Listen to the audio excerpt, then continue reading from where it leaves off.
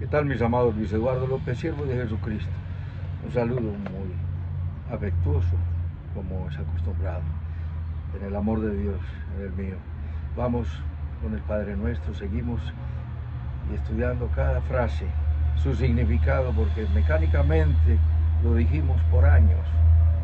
Y es probable que llevemos estudiando las Sagradas Escrituras y no nos hayamos detenido a preguntarnos y a mirar el significado de cada frase. En Mateo 6:10 dice, venga tu reino. ¿Qué significa venga tu reino? ¿Qué es el reino de Dios? ¿Qué es el reino de los cielos? Padre nuestro que estás en el cielo, Padre nuestro que estás en los cielos, santificado sea tu nombre, venga tu reino. ¿Sí? ¿Qué es el reino? ¿Qué es un reino? Es un territorio o un estado donde gobierna un rey o una reina, o según el pequeño Larousse, es el ámbito imaginario que ocupa una cosa o que abarca un asunto o materia, como hablar del reino del amor. Pero vamos hoy con el reino de los cielos. Jesucristo vino y hablaba del reino de los cielos. Su predicación esencial fue el reino de los cielos. Nos enseñó muchas cosas, pero su predicación se centró en el reino de los cielos. Y la pregunta es, ¿está el reino de los cielos en la tierra? ¿Reina Dios hoy en la tierra? ¿Qué es lo que ocurre si la maldad crece y colapsa la moral? No hay respeto por el bien ajeno, no hay respeto por la mujer ajena, no hay respeto por el otro. Hay una vida de la exaltación del cuerpo, de la exaltación de lo inmoral, de los libres pensadores. Gobiernan unos criterios que son completamente alejados a la verdad de Dios. Pero realmente el reino de Dios está en los cielos. Y número uno, la tierra es el escenario universal de la rebelión contra Dios.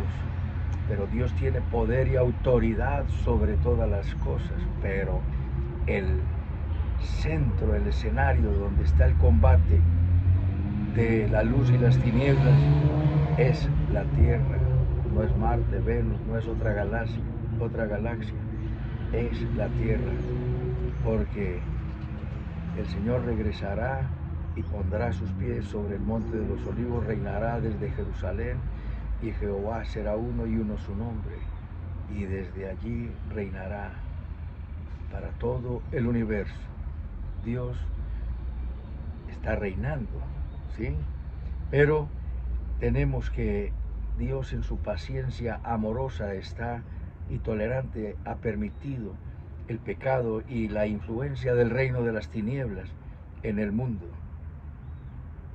Pero así como en el huerto del Edén, Adán y Eva cedieron a las pretensiones de la serpiente, de Satanás, así hoy gana mucho terreno el reino de la maldad, porque la pregunta es, ¿son más los que se salvan?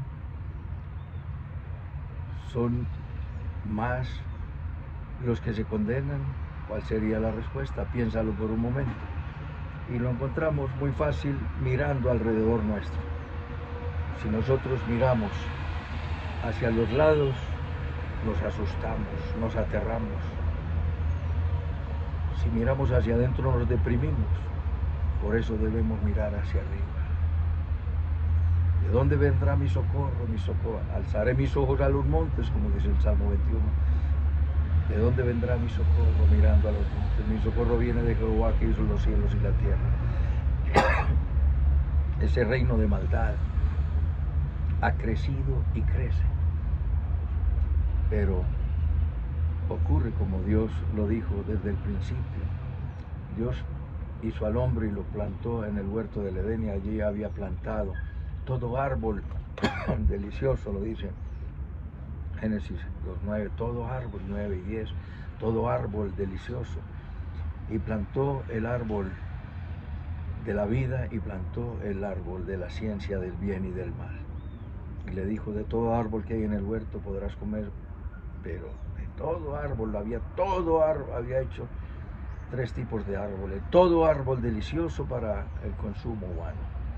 El árbol de la sabiduría y el árbol de la ciencia del bien y del mal. Y el hombre, por la seducción del malo, escogió el árbol de la ciencia del bien y del mal, y su perfección se resquebrajó, hechos a imagen y semejanza de Dios, pero se deterioró. Por eso, en su plan poderoso y eterno, por la sangre del pacto eterno, Hebreos 13:20, un plan eterno tenía Dios de rescatar al hombre perdido. Y para eso envió a nuestro Señor Jesucristo. Dios, como lo dice en Isaías capítulo 40, versículo 12, está Dios ausente de la tierra. En ningún momento ha estado ausente. Lo que pasa es que ha estado presente y ha regido su autoridad de diversas formas. Como lo dice, ¿quién midió las aguas con el hueco de su mano? Y los cielos con su palmo, con 3 dedos fundó el polvo de la tierra, y pesó los montes con balanza y con pesas los collados. ¿Quién enseñó al Espíritu de Jehová, o quién le aconsejó enseñándole? ¿Quién pidió consejo para ser avisado? ¿Quién le enseñó el camino del juicio, o le enseñó ciencia y le mostró la senda de la prudencia? He aquí que las naciones le son como la gota de agua que cae en el cubo, y como menudo polvo en las balanzas son estimadas. He aquí que hace desaparecer las islas como el polvo. Dios, el universo entero, es que pensamos en Dios como en forma humana, porque Él se hizo hombre. Pero como lo dice en Segunda de Crónicas 6:18, ¿cómo que habitará Dios con el hombre? Los cielos de los cielos no te pueden contener, cuanto menos esta casa que yo te he fabricado, le dijo Salomón. Dios gobierna sobre todo el universo, pero en su voluntad tolerante ha permitido la influencia del reino de las tinieblas, y el reino de las tinieblas se mueve más rápido. El reino de Dios vendrá, porque Dios no ajusta cuentas con todo el mundo, con todos los seres humanos, y aún con las tinieblas. Cuando nosotros digamos ajustará cuentas, el hombre hace lo malo y nada le pasa, y pone su boca contra el cielo y su lengua pasea la tierra, y dice, ¿y cómo sabe Dios si hay conocimiento en el Altísimo? Y aquí que estos impíos alcanzaron riquezas sin ser turbados, dice el Salmo 73. Pero Dios ha puesto un día, como lo dice en Hechos 17:31, en que juzgará todas las cosas y al hombre por aquel varón que constituyó. Dios en su paciencia está esperando que todos procedan al arrepentimiento, bien acercándose a Dios mediante la fe en nuestro Señor Jesucristo para salvación, o rechazándole, siguiendo al príncipe de la potestad del aire que hoy opera en los hijos de desobediencia.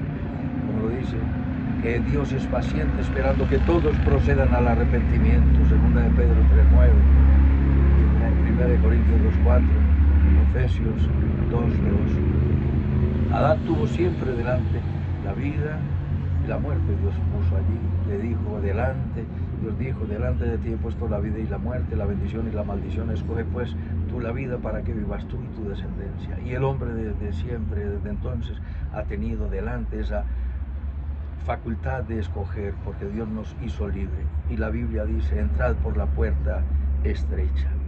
Mateo 7:13, porque ancha es la puerta que lleva a la perdición, y muchos entran por ella, pero angosto el camino, la puerta, y angosto el camino que lleva a la vida, y pocos la encuentran.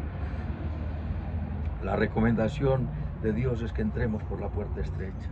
La recomendación de Dios es que escoge pues tú la vida para que vivas tú y tu descendencia.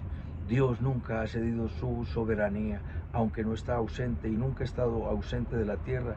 Si la tierra hubiera quedado en algún momento sin algún remanente, por pequeño que sea, de seguidores del Dios eterno, Dios había destruido a esta tierra.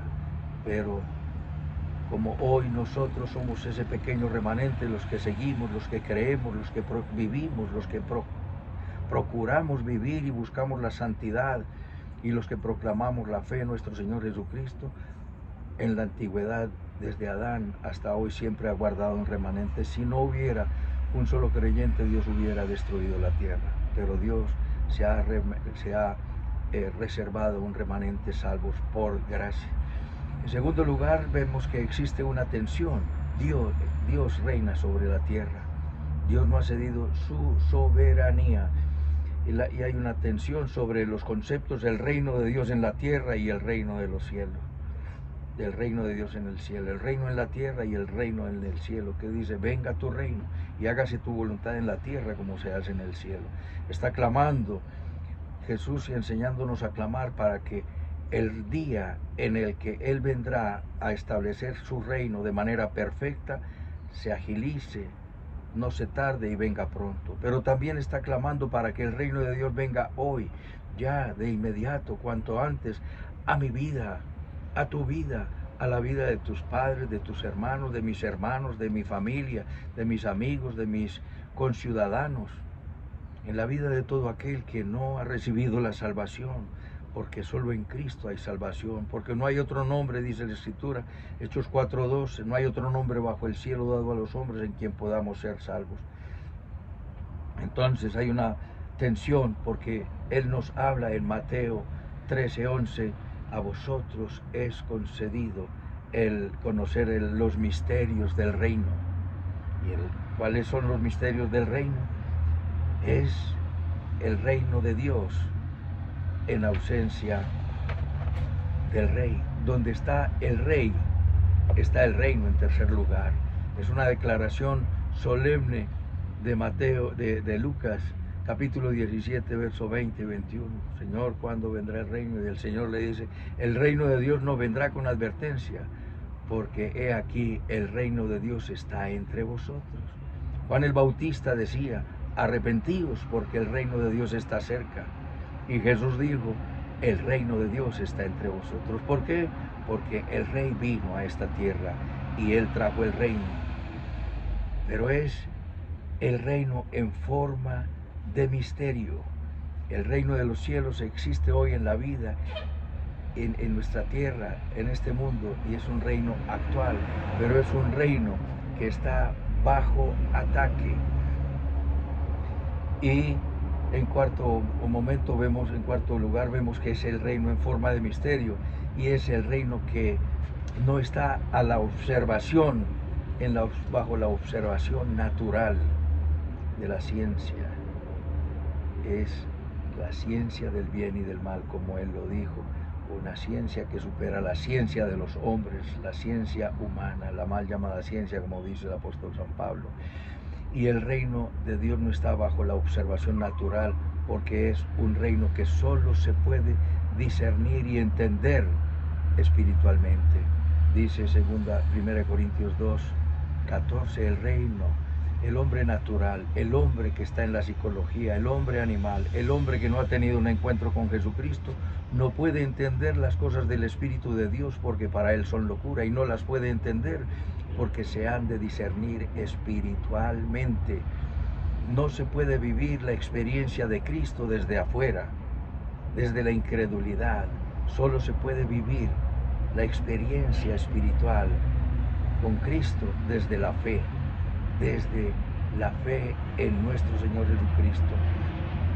Y el reino de Dios, el reino presente, involucra el sufrimiento y es la persecución de los hijos de Dios por los hijos de la esclava, como lo dice acá en Gálatas capítulo 4, hablándonos de una alegoría. Decidme los que queréis estar bajo la ley, ¿no habéis oído? Porque está escrito que Abraham tuvo 2 hijos, uno de la esclava y otro de la libre. Pero el de la esclava nació según la carne, mas el de la libre por la promesa. El hijo de la esclava nació por situación natural, y el hijo de la libre, Ismael, nació de una manera natural por el parto con una jovencita, una esclava. Le daré descendencia, y la esposa era estéril y vieja, Dijo, allégate a mi esclava Agar y ella me dará hijos.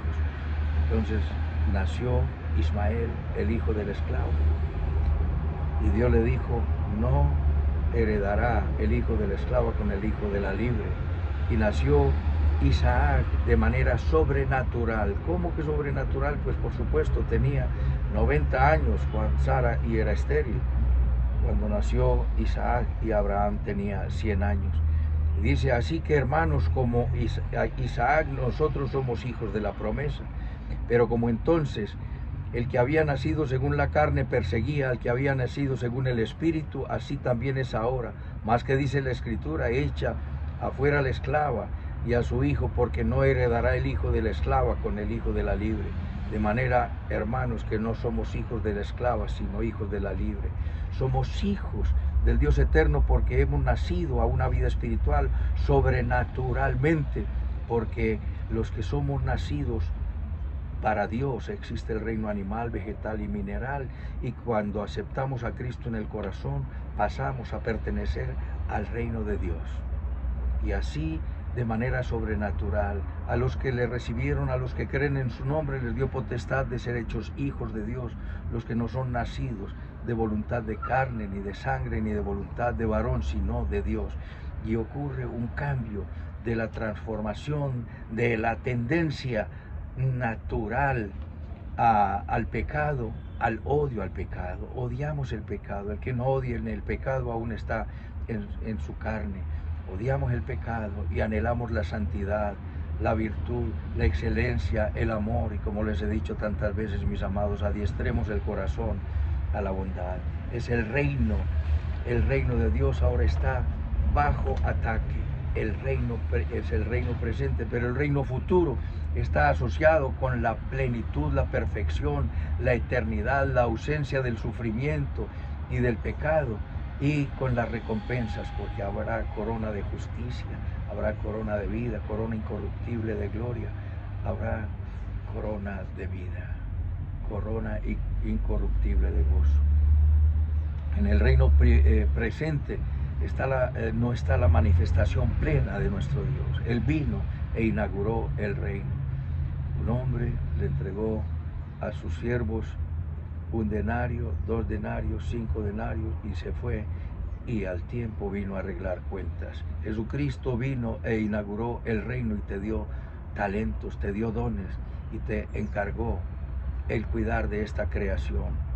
Pero probablemente estás cuidando y edificando tu reinito propio, tu peculio, tu riqueza, tu dominio, y hemos de vivir para la expansión del reino de Dios. Entonces venga tu reino y sea glorificado.